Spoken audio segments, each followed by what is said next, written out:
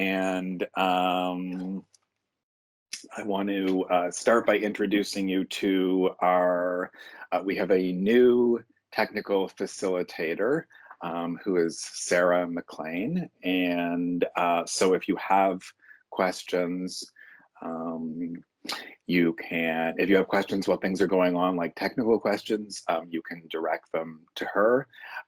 She'll help out with, if you have, if you want to ask questions or make comments in the chat, then please feel free to do that. Sarah will, can read them out. And then, so Sarah, you want to say hi for a second so people can see you and see you're a person? Hi, everyone. There's Sarah. She's actually at CVU, as you can see, in a lab. Okay, so yes, technical questions direct to Sarah. And then I also want to introduce you to Cassie. So Cassie, Cassie is our TA, and she is a advanced level English student. And she will be, she has read the first workshops and responded to them, and she'll be responding to the workshops, and she will also have office hours during the week. So if you have questions about the workshops, or if you have questions, the other thing to keep in mind is that these workshops are also, you're doing preliminary work that you can use for your first essay. So if you have some ideas about that, how you could use your workshop work and maybe turn it into an essay, you can also talk to Cassie, or of course talk to me as well. So we both have office hours, and those are both linked on the front, on the top part of Moodle. So I'll turn it over to Cassie for a minute to say hi, and maybe say something about how the first assignment went, okay, first workshop. Sounds good. So like he said, I'm Cassie. I'm a fourth year English major here at CVU, and I'm going to be your TA. I just finished marking a workshop actually before I got here. I just took a couple of notes of some of the things that I saw popping up like quite a bit.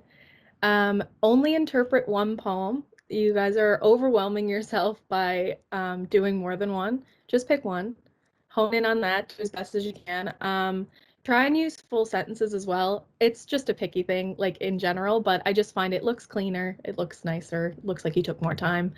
And don't just simply copy and paste from one question to the next. Feel free to use the same ideas, but try and extrapolate on them the more that the exercise like goes in depth. I think each section is asking you for a little bit more. Like Dr. Silverberg said, this is like good work. I know they're not worth a lot, each one of them, but altogether it's the building blocks for how to look at poetry, and I think it'll give me a better idea in terms of how you're doing with that. So if you do come and ask me questions during office hours, I can like pull up your work and we can take a look at what specifically you would need help with. Besides that, you guys are doing a good job from what I can tell. I also just wanted to add, feel free to just like add in things that you're not 100% sure about. This is the time to take shots in the dark and be wrong, because they're not worth entirely all that much percentage wise. So it's kind of just do the work and get the credit. So yeah, take risks here. And if you guys have any questions, I'm 2 to 4 on Mondays, so you can pop in and see me. The link is in the Teams. Great, thank you. And those are really good suggestions. I mean, especially about taking risks. Like this is, as Cassie was saying, this is a credit, no credit assignment. So if you do it and put in some effort, you get full credit for it. So that's 100%. It's low stakes, but it is, they're worth at least 4% of your final grade. So though that doesn't sound like a huge amount, it's still, it's still reasonable. There'll be 3 of these, and these are part of participation. They're this, they're the heaviest weighted part of participation for sure. So, and that's 20% in total. So definitely, like, it is totally the place, like the right place to take chances and like to make an outrageous claim Because honestly, that's exactly that's a good thing to do in English, particularly at this, like the workshop stage. This is all pre-writing, right? So this is before the ideas. This is all the kind of work that you would do before you wrote an essay. And that's exactly what's going to happen. And you can use this work, and you can either write an essay on one of the workshop poems, or you could write on 2 poems. So you could say, you want to compare this poem to another one that's similar or different, or it's totally up to you what the basis is that you want to compare them on. So definitely this is the time, to take some chances. A lot of English is about that. It's about taking chances, taking risks, coming up with something unique. There is definitely on all of my rubrics, and you'll see actually today I just posted the rubric for the first essay. So you'll be able to check that out, long before you're writing it, so you can see exactly how it's evaluated. And one of the criteria is always creativity, originality. And that's an important criteria in English. So, okay, so let me see. So next I wanted to say something about the quizzes, because I know this quiz was definitely harder. And the average was definitely not as high. The average is the average is low, and so the average is was about 5.75 to 6. There are still people getting 9s, no 10s this time, and it was a harder quiz for sure. And I've heard from at least one person about time, and I think that's what I'm willing to do to go forward, is to bump up the time for the next one another 5 minutes, so it's 20 minutes for the quiz as opposed to 15, and I think that will alleviate some people's stress. And we can go over the quiz, but we'll do that next. Are there any general comments about the quiz or the readings, or the relationship between those things? All right, well, let's take a look at the quiz, and hopefully I don't actually know what's going to happen when I open this. I don't want to do the whole thing. I want to do this probably. Oh no, that's Teams. Why can't I just open my browser? Let me see. That is definitely open, and it's showing that. Let me just try this once again. Back to Teams.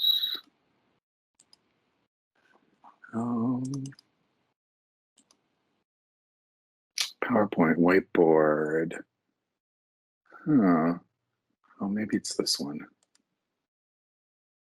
Okay, let's see. No, what am I sharing right now? Or am I not sharing anything? I can't see anything. Yeah, okay. Sarah, I'll ask you. I'm trying to let me stop that so we go back to this window. I'm trying to just share my browser, but it's not showing as a window. Huh.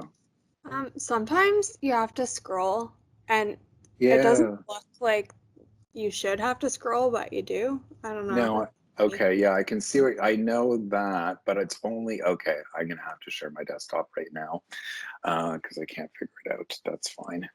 All right. So let's have a look at the quiz. So we go here, and now I think it is closed now, but I think if I just preview it, we'll be able to go through the questions. You may see a question that you didn't see on your quiz because there are more than 10 questions and they're randomized. So, but we can go through some of these, and then I'm very curious about, if you found the question particularly difficult, you could say that. say something about, so this, okay, so here was one of the questions. So they're randomized, but we'll go through them. So the genre of a certain lady.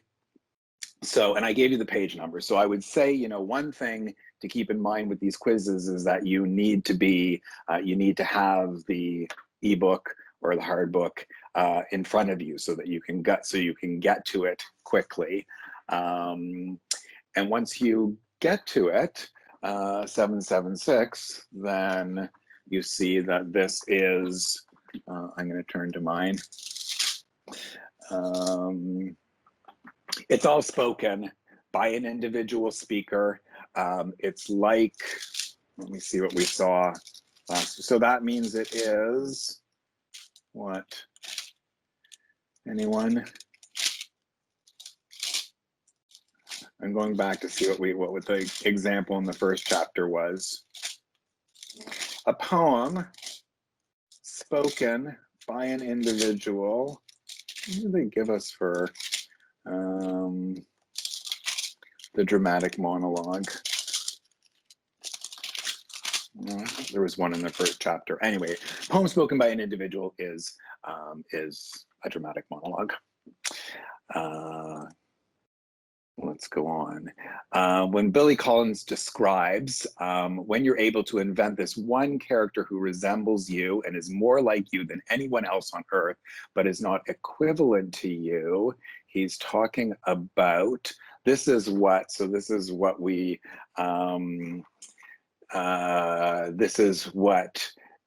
well, he's talking about a persona. The chapter spends some time talking about the idea that we have to bear in mind that even poems that seem like they're being spoken by the author are never actually being spoken by the author. They're being spoken by a version of that person, which is essentially exactly what Billy Collins describes, a character who resembles you, but is in fact just a voice in a poem.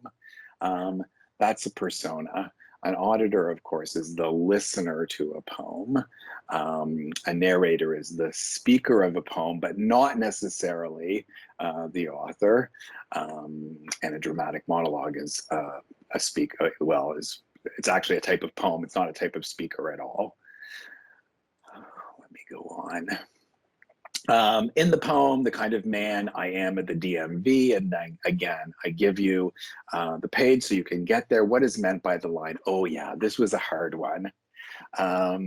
What's meant by the line? And let's turn to that poem. If you can pull it up on your reader or on your page. I'm gonna get there, 793. So the line is, his kid hand learning the failure of gender's tidy little story about itself. What is the answer here? Okay, I'm turning to 793. So, well, yeah, let's go to 793. Let's read a little bit around that. So if I was answering this, I would go back to the poem.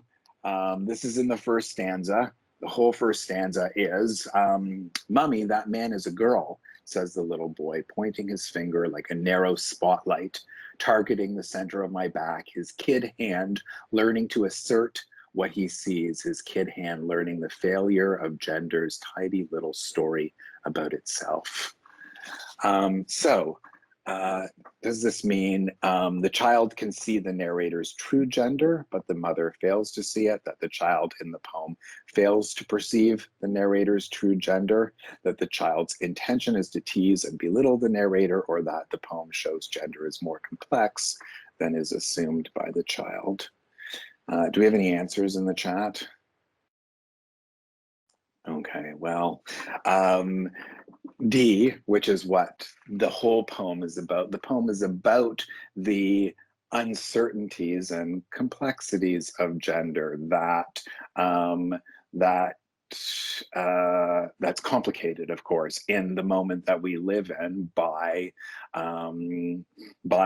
the realization. You know, we can say more about this later in the class if you want, but the realization that gender is is conceived on a binary, but in fact, it is more like a continuum. And so the idea of gender fluidity and the idea that one need not define oneself as only one part, as only male or only female. That's what this poem is about, right? So what the child is learning is that, or what, you know, what those lines describe is the fact that gender is more complex, less binary than than the child assumes by saying, by assuming you have to be a man or you have to be a girl.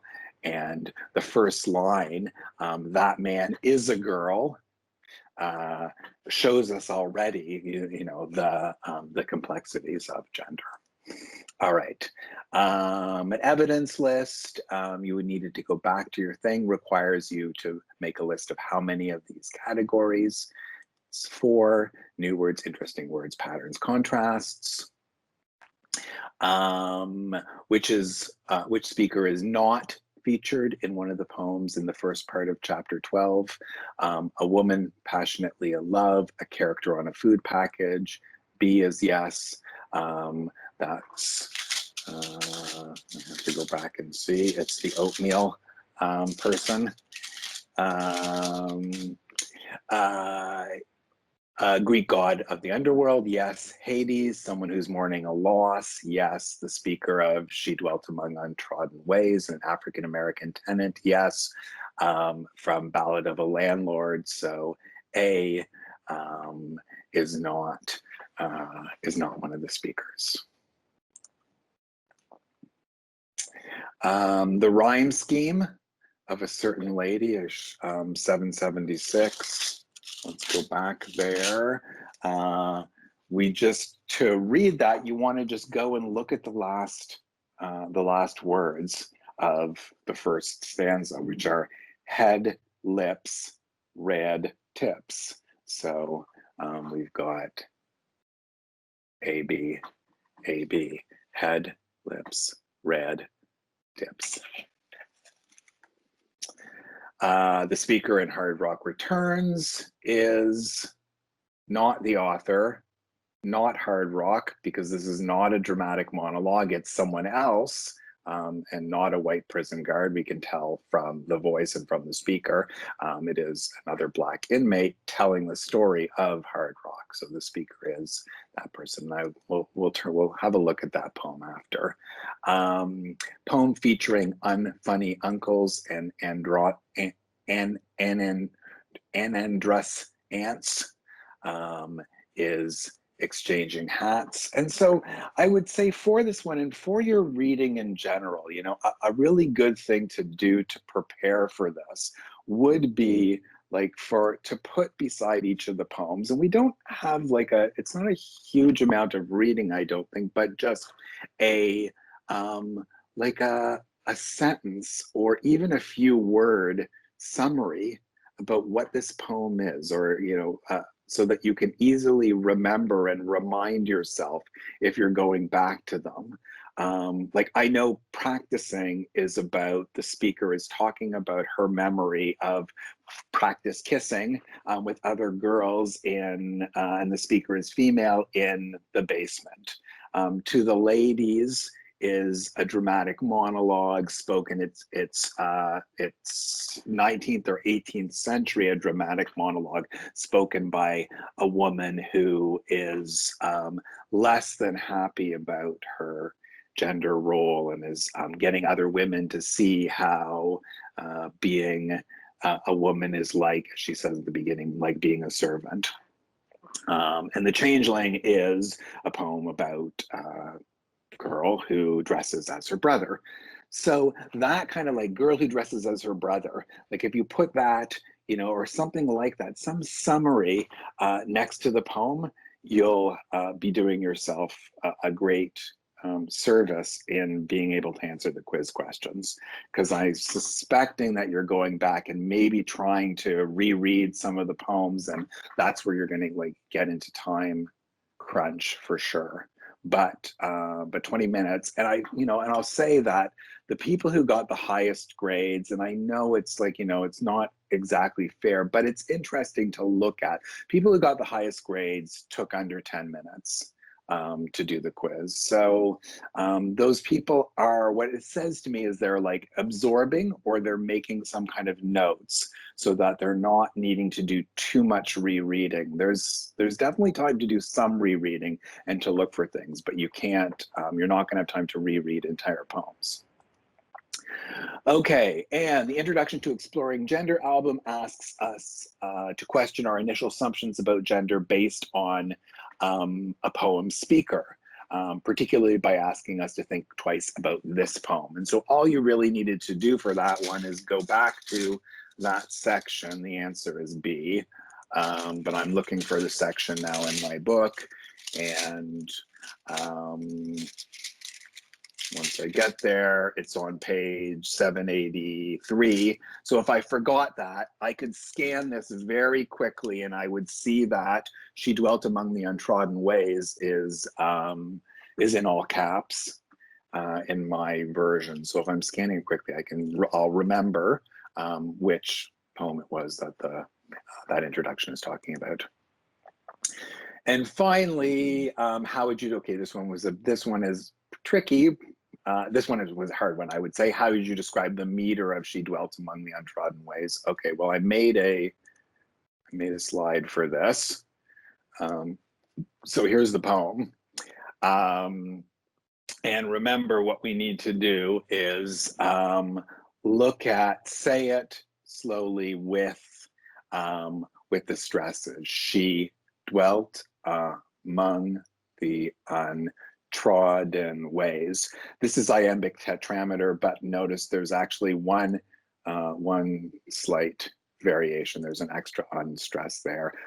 Beside the springs of Dove, maid whom there was none to praise and very few to love. You can also just count syllables as another, quick way to do it. So the first one is actually 9, and there's "She dwelt among the untrodden ways," because there's that extra unstress with the word "the," but beside the springs of Dove is 6 syllables, and a maid whom there were none to praise is 8. So so if you've got 8 syllables, 4 stressed, 4 unstressed, that means you've got tetrameter. If you've got 6 syllables, 3 are stressed, that's trimeter. So I won't do a lot of those, but I'd like you to be able to see that with the minutes time. And I think the easiest way probably for people to do that is to count syllables. So it was B, a combination of tetrameter and trimeter, and it goes through that way. Okay. Let me close this and ask if there are questions or comments about the quiz in general. And do you feel like 5 more minutes is going to be helpful? 5 minutes is like, it's, that's quarter, that's an extra quarter of the time. Any comments on that?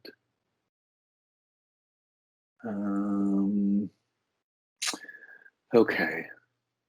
I think that extra time would be good, but I think it's better that every time I read a poem that I write a little bit down so that I keep that. Yeah.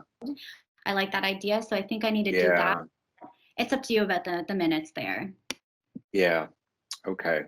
Well, I can see that a lot of people are are taking full time, and I don't want people to feel stressed and rushed.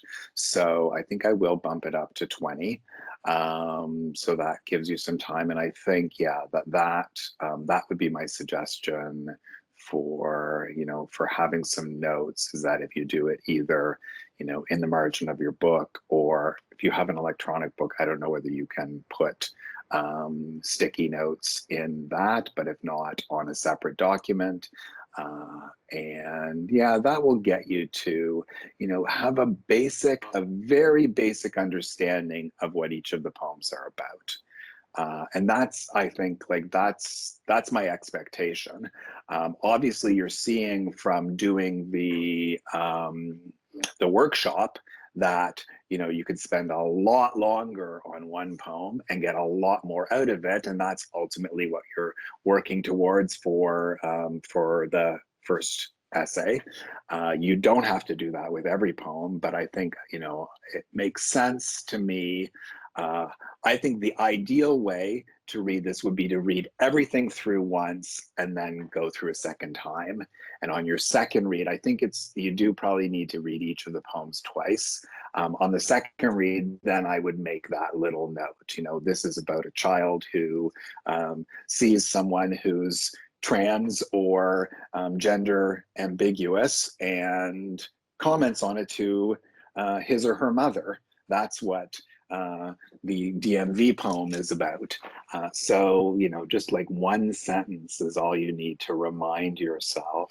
Hard Rock is about, well, a speaker in a prison talking about their hero who has, well, let's maybe go on to that poem. Hey, anybody notice anything? There's a change in the poem. Anyone notice that?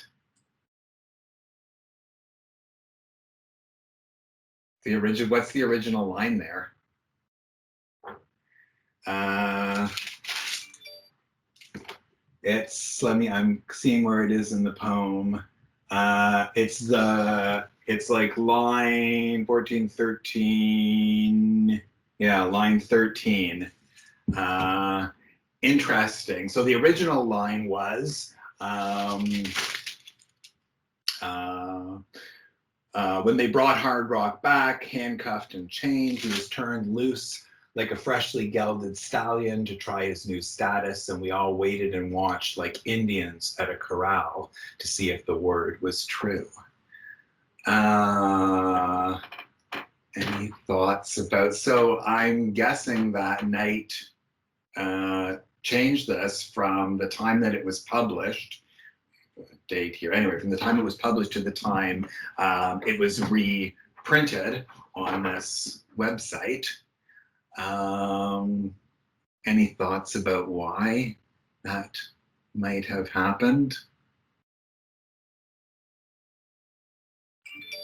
Well, okay. Anyway, that's just something I noticed. I mean, there, you know, I think like the concern, though, Indian is actually still, Indian is not a word, obviously, that we use in Canada. We use, so what he's referring to is Indigenous people. So, you know, I think that the issue is with that. In fact, in the United States, that is still used occasionally, Native American, but yeah, anyway, so obviously, you know, he's being conscious about removing that word.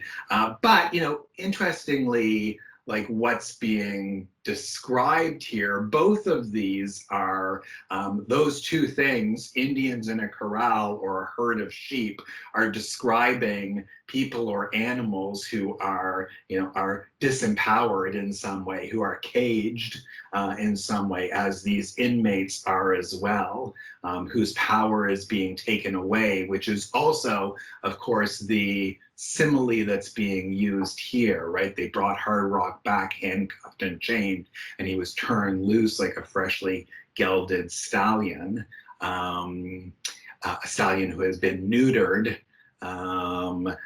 their power taken away. So that all repeats. All right, so what's it like hearing the poem from the author versus just reading it yourself? Did you get anything more out of it? Was your experience different hearing it? Any comments on that? Let me see if I can bring up the chat as well. Yeah, exactly, Jennifer. Thank you. I definitely got something like the tone in which he read it, I guess, kind of helped make the message more clear, if that makes sense. Yeah. Can you say anything more about that? I mean, what's the message that you're taking from it? I don't know if it's the overarching message, just the emotion behind it. I guess when you read it, it's not depressing in a way, but it's kind of like a sad story, but you hear a lot more of it in his voice than you do just reading it yourself, I guess. And this is exactly, this is why I want to hear a number of poems this class, because this chapter is about speaker, and being able to actually hear it, I think helps us form that speaker in our heads in a way that we can do in part, but we have to, our imagination otherwise has to do it. We have to imagine this speaker, but having the speaker perform for us gives it, I think it's just what you're saying, Justin, another level that seems more true, more real. This is, we've just, of course, like in the world, we've just had a moment of this, right, where poetry is suddenly trending because of Amanda Gorman's poetic recitation during the inauguration of Joe Biden. I'm sure this has been coming across all your devices. You have probably heard of Amanda Gorman in the last 48 hours because she's all over the place. And it's, it's interesting that we have this moment, and we occasionally have these moments where poetry occupies more space than it typically does. And that totally has to do with speaker, right? When we think about that poem now, we think about the things that people are saying about it, a lot of it is going to go back to, who the speaker is. This young 22-year-old African-American woman who, as she says, was the ancestor of slaves and raised by a single mother. This is part of her, this is in her poem, and we'll listen to part of her poem later. So yeah, speakers are really important. And someone else was saying, yeah, Abigail, again, we get the sense of it as a story. It's more effectively delivered as a story when we get the speaker.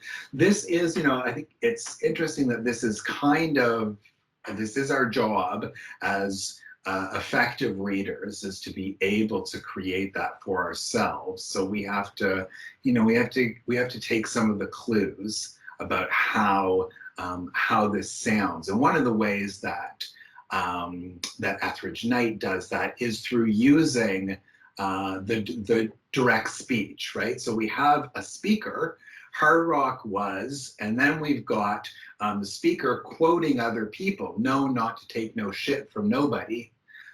Annie had the scars to prove it.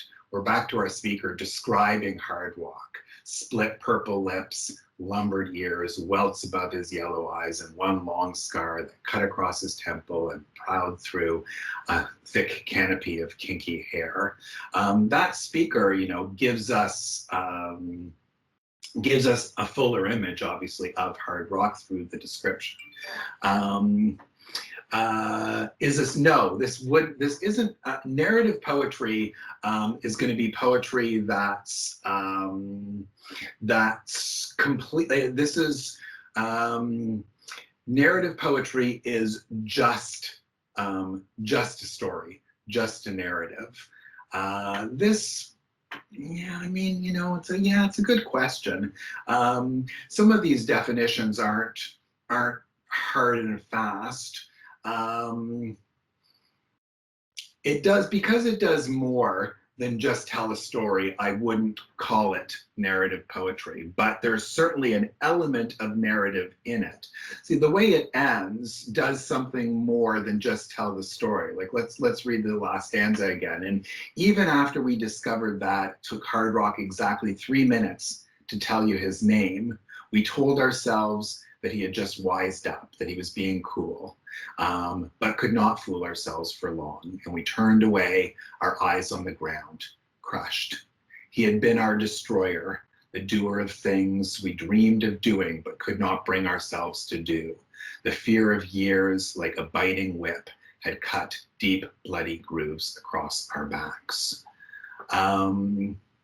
So we get at the end, we're not in a story anymore. We have this speaker telling us really about the significance of hard rock's return and what it means to these people. Abigail. Okay, yeah. Well, let me go back to, I'm reading Abigail's comment. Let me go back to the one on the quiz. I think the difference is, okay, I can tell you right now, the one that we looked at on the quiz was the one, I'm trying to remember the name of it now. I mean, it was a dramatic monologue, and all that poem did. So there were two poems like that. There was the one that's spoken by Hades, and there's the one, I think, it's called A Certain Lady, right? And the entire poem is spoken and is the direct language of that person. This poem, yeah, I mean, I can see, as I'm saying it, I can see your difficulty. This poem is not, we can't put the whole poem in quotation marks like somebody, so a dramatic monologue is like, we could imagine someone on stage speaking this. Yeah, it's still not, I can see how we could see that with this poem. This poem is not a dramatic monologue because there's quotation in it. Though, you know, I wouldn't ask the question about this. I wouldn't ask the question about this poem. Those two are examples of dramatic monologues. But yeah, I can see, and some of these, you know, some of these categories are going to overlap as well, right? A poet doesn't necessarily set out to write one thing or another. This poem, for example, well, again, one of the things about a dramatic monologue is that ultimately the dramatic monologue will tell us something. It's really about that speaker. It reveals something about the speaker. This poem really is about hard rock, but more so it's about what I was just asking about the end. It's about what hard rock means to everyone. The speaker here also, I'm trying to think where, the speaker doesn't use I, but uses we. As we waited, we wrapped ourselves in a cloak of his exploits. So this speaker is speaking not specifically for himself, saying, I had a personal relationship with hard rock, but he's telling us about really like everyone's, all of this, well, in this case, you know, I think it's the Black community's experience of hard rock's return. And what does, if we go back to the end of this, what's being said? There can be, I'm just reading Justin's question. There can be elements of narrative in a dramatic monologue, but we're going to know a dramatic monologue because there's a first person speaker. There's a single like I speaker who is telling us a story, and usually in a dramatic monologue, that story will reveal something about the speaker that the speaker doesn't necessarily mean to reveal or maybe even know about themselves. So we can read, whereas this poem like is telling us something else. So I'm hoping that I'm starting to answer your questions, but I do hear that confusion, and I will definitely make sure on quizzes that if I'm asking about genre, that it's like quite clear what the genre is. So, but to go back to the end of this poem, I mean, what is the thing that that hard rock's return, that people learn or experience from this? Why is it that they say, even though it takes him 3 minutes to pronounce his first name, okay, so we know that this character has gone through electroshock therapy or perhaps had a partial lobotomy. so it takes him 3 minutes to say his name. But even though that, we still told ourselves that he had just wised up. He was being cool. But we couldn't fool ourselves for long. Why do they tell themselves, no, he hasn't really been gelded, to use this word. He hasn't been corralled. He's just playing them. Why do they say that? Because, well, the next lines, right? He had been, let me read, he's their symbol of hope and rebellion. Yeah, exactly. Their symbol of hope and rebellion against a common enemy. Right, they look up to what he does. He does the things that they can't bring themselves to do, which is exactly stand up for themselves. Stand up to this power, which, you know, we can assume here behind all this is white power. It's the power that ultimately probably got a lot of these people in prison in the first place, and that continues in the prison hierarchy. He was the one who would fight back, right? Who would bite a screw on the thumb, and screw, of course, is prison guard on the thumb, and poison him. So they need him. He's a symbol for them. He's a symbol of, it's exactly what Jennifer said. Yeah, symbol of hope and rebellion. That's a great summary. So, yeah, all right. Any other comments or questions on this poem? So I thought, going from here and keeping Amanda Gorman in mind, who I want to come back to and listen to, I thought we'd look at some more, there's a bunch of African-American poems here, Black poems, so I thought we would look at a few more. So you notice here 2 different readings. This one of the things that's, of course, interesting about this poem, and about any poem, is it's set up on the page. Remember, we were talking about that in the very first class, looking at This Is Just to Say. And Gwendolyn Brooks has chosen to break up these sentences, right? This is a series of simple sentences. We real cool, we left school. Many of them they're all 3-word sentences. That also like creates a particular kind of rhythm. So there's repetition that fuels this, but interestingly, the repeated words are at the end of the sentence rather than the beginning. And I think there's some stuff in the textbook about that. But again, listening to it, and listening then, the second reading, of course, and so when Gwendolyn Brooks read it, she read it by de-emphasizing the we. So she put emphasis on we real cool, we left school, we lurk late, we sing straight, we sing sin.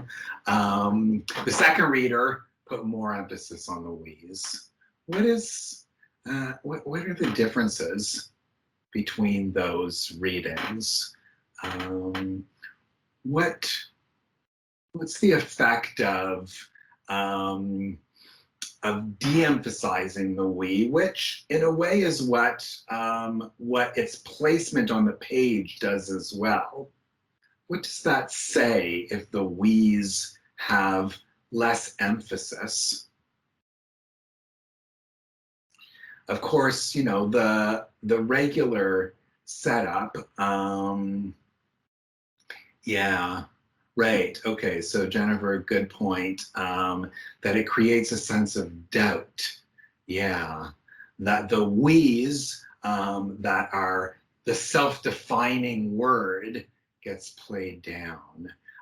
These characters think they know who they are, but that de-emphasis of the pronoun, yes, has exactly that effect, that they seem less sure, maybe less cool.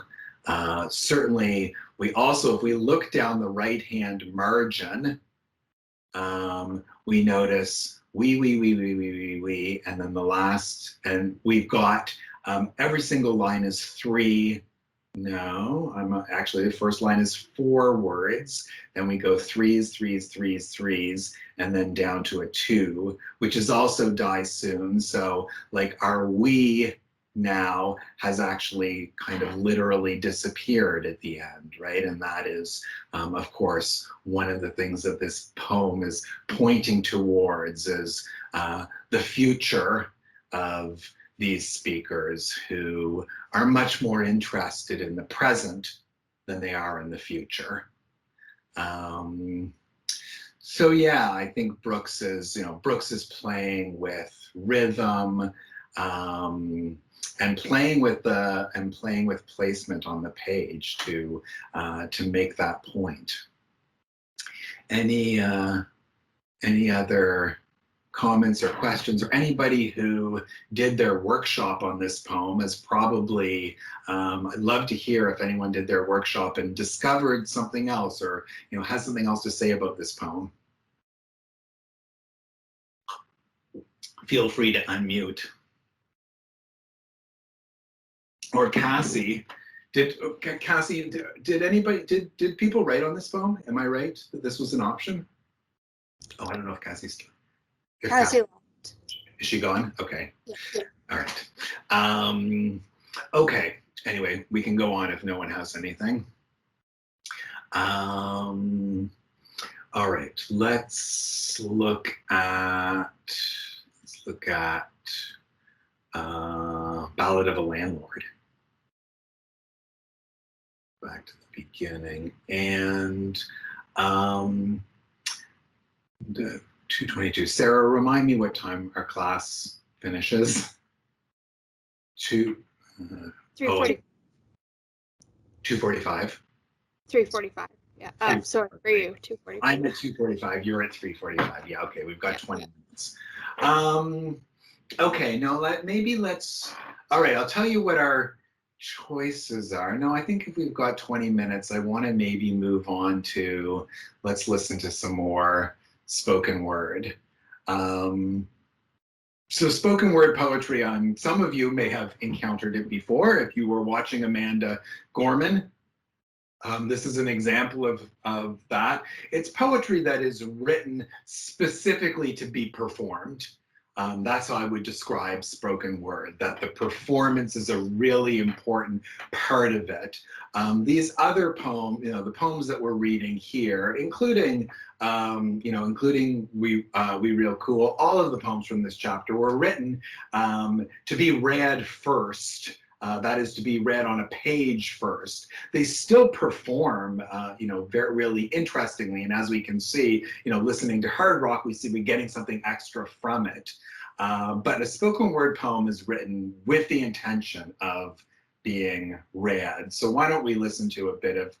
We won't listen to her whole poem. Maybe some of you have heard it already, but if you haven't, this was yesterday, right?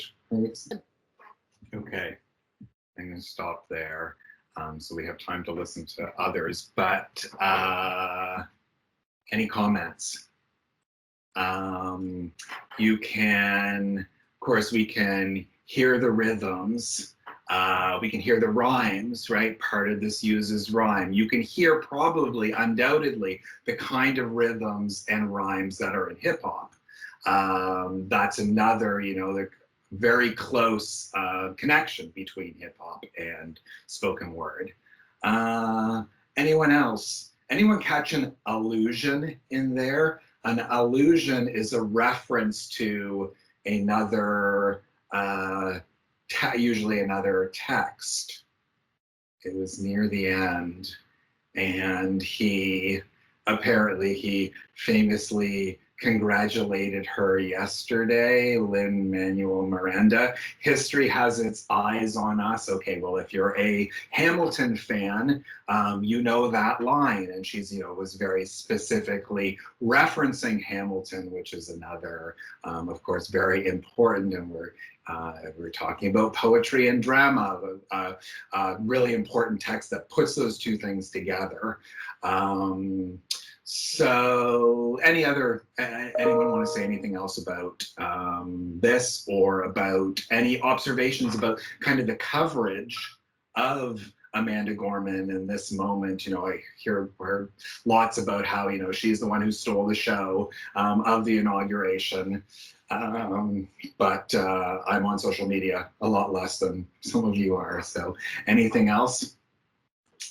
All right, let's listen to a few more. We've got here, I have to find it though, because I'm just thinking of one, if it comes up. Yeah, that's it. Okay. This is Canadian, Black Canadian poet. I'm taking us halfway through.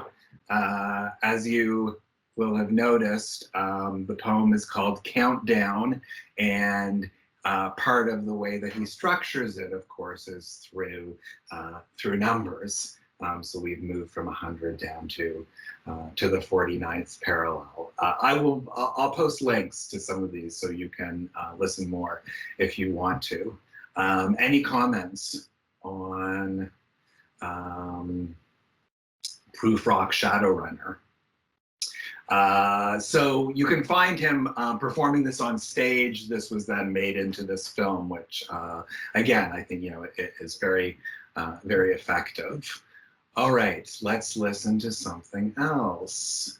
I know, where is, oh, I lost that. Okay, let's go to Sabrina Benham, who is a very popular, as you can see, look at the views, 9.5 million. This is 2014, called, she will tell us.